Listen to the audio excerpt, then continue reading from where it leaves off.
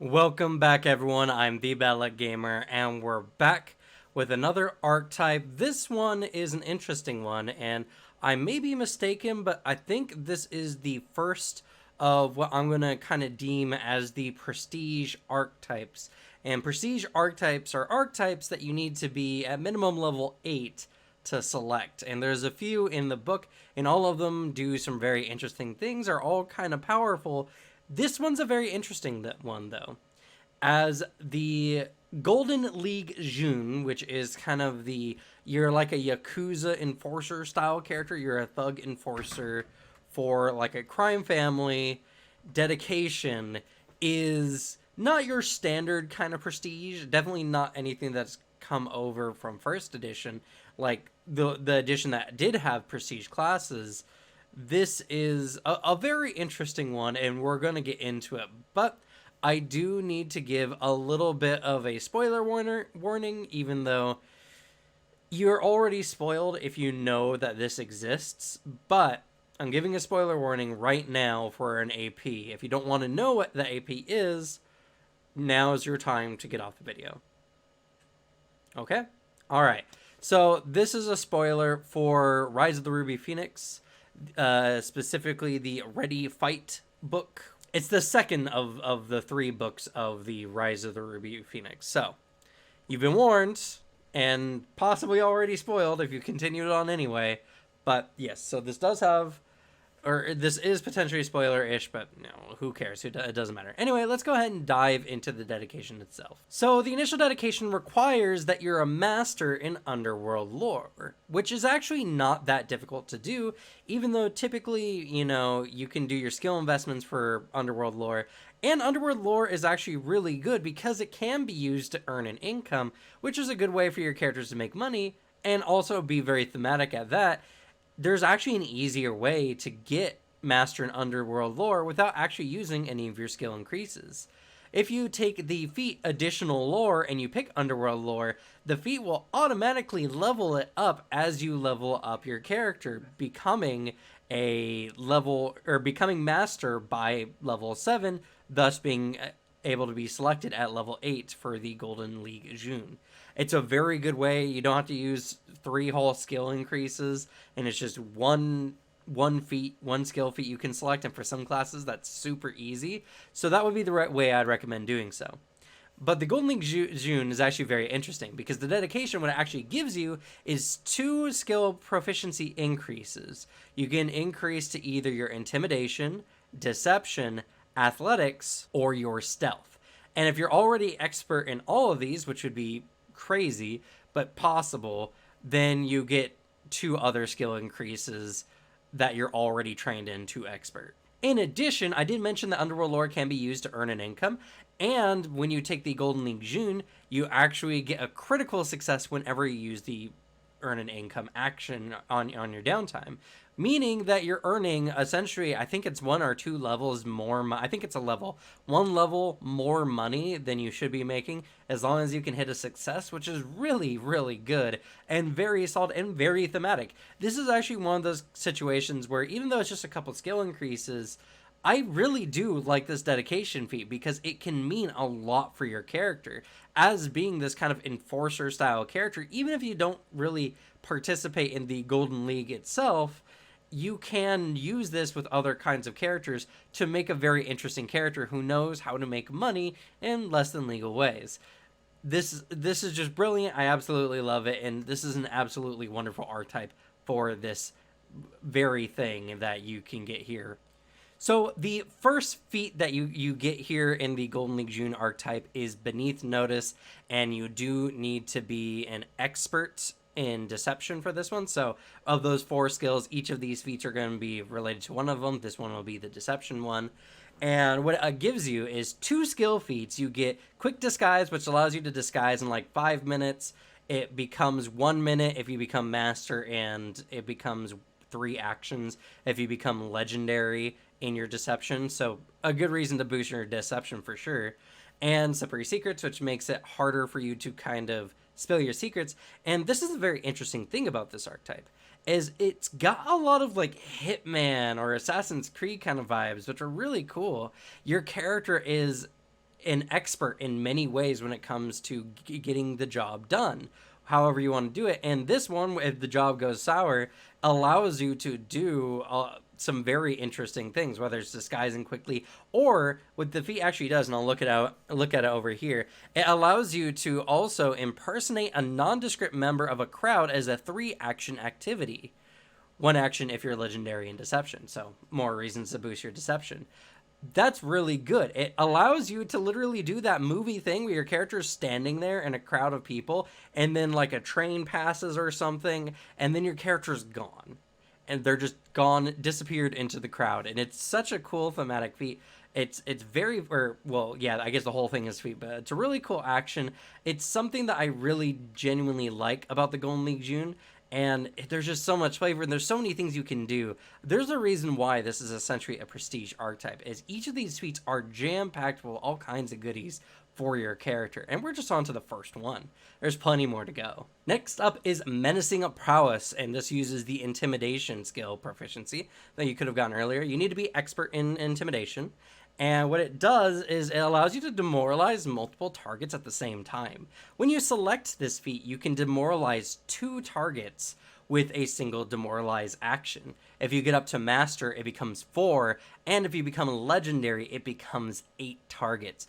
This is absolutely amazing, and it's really, really good. Now, it's not as good as the Barbarian Battle Cry or War Cry. There's like a general feat for Intimidation, which is like Battle Cry, which I think allows you to make Intimidation when you make initiative. And then there's the Barbarian one, which allows you to do everyone in a 30-foot radius. But this one is just good in general, and all it does is augment the normal demoralize action. The pure skill efficiency with this is insane. Granted, demoralizing it, you can't demoralize targets multiple times in a row, or at least not usually.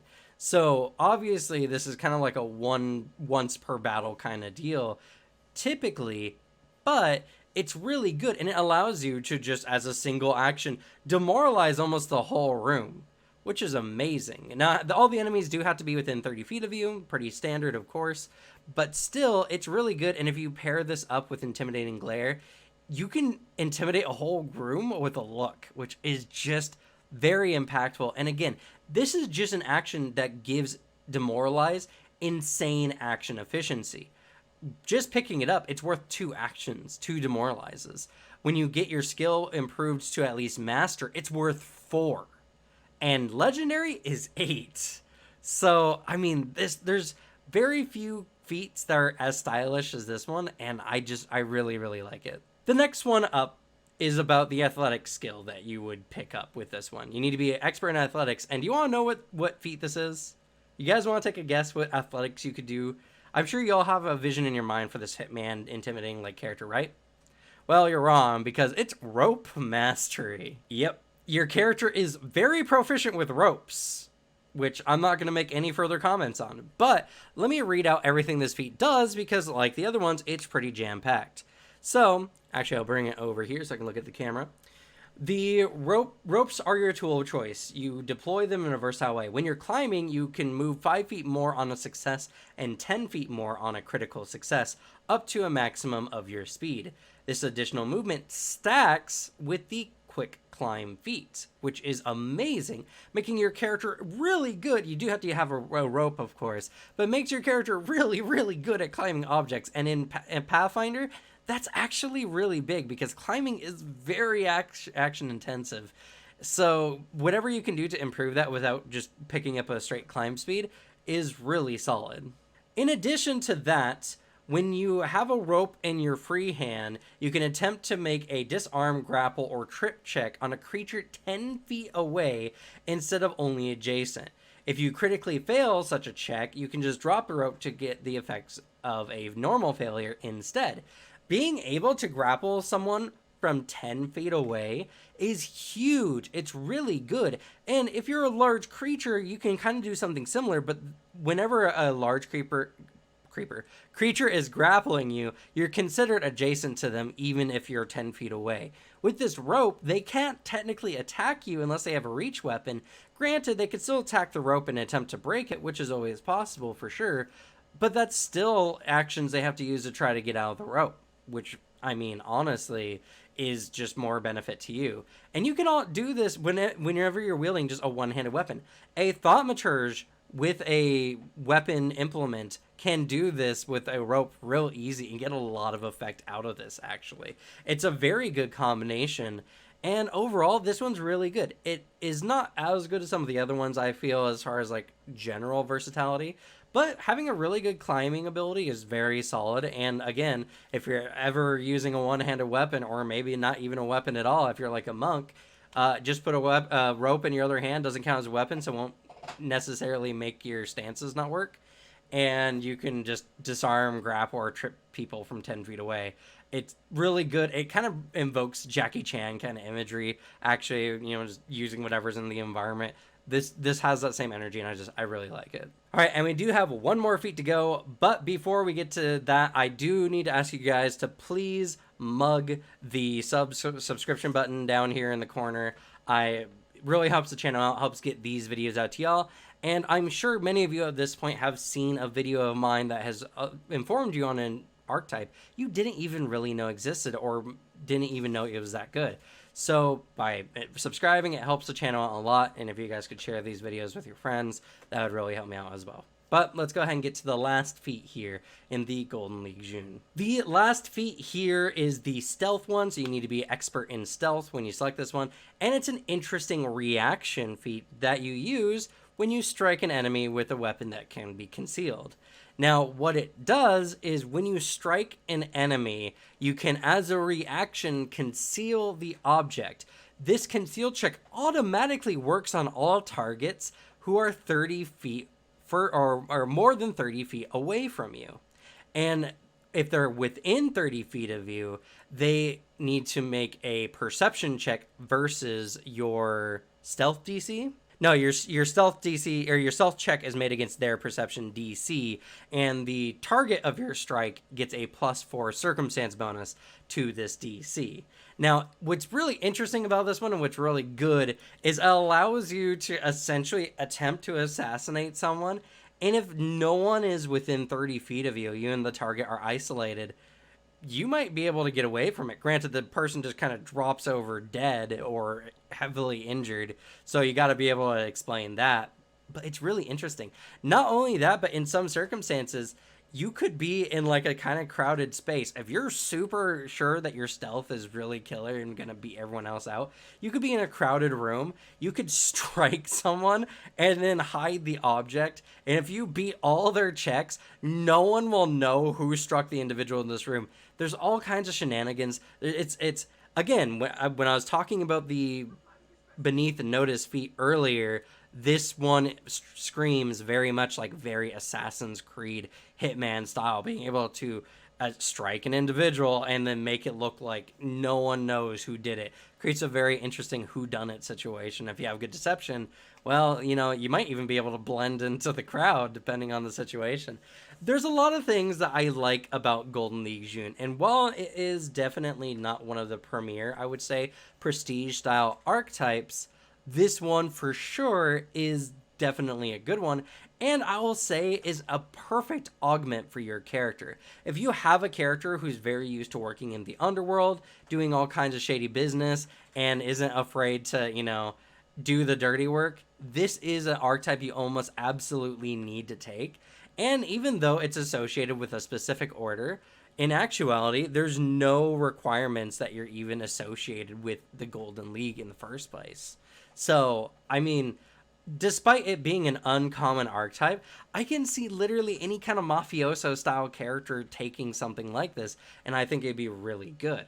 But I don't know. You all let me know what you think of the Golden League down below in the comments, and I think this is a really I think this is going to be a high rated archetype on my tier list. We're going to see, but I'm pretty sure this is like A tier, S tier for sure, at least in my opinion. Let me know how you feel down below. Anyway, that's going to be it for me. Thank you all so much for watching. Good luck with your games. Leave the bad luck to me, and I'll see y'all next time. Bye.